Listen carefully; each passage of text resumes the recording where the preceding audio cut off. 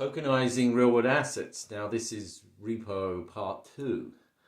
We talked about the fact that current blockchains can't record the obligations of returning the funds on-chain or even returning the collateral as a payable receivable on-chain.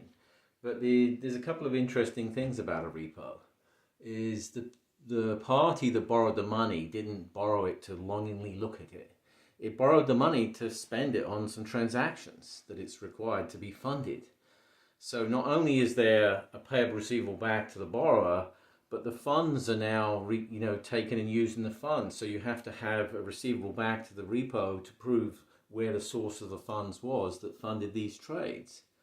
Also, the lender usually will rehypothecate, on-lend the collateral to actually fund the loan. And they're usually in a position where they can borrow money cheaper than they can lend it to the borrowing party, and they make the spread. But that's more and more payables and receivables. And as we've discussed, the enterprise public and private blockchains are perpetual state change logs that can't record future dated payable receivables.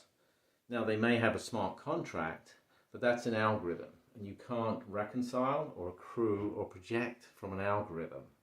So without the ability to record them on chain, you're really not recording not only the repo, but the reason the repo was existed.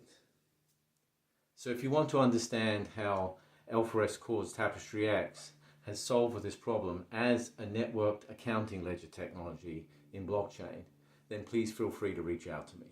Thank you.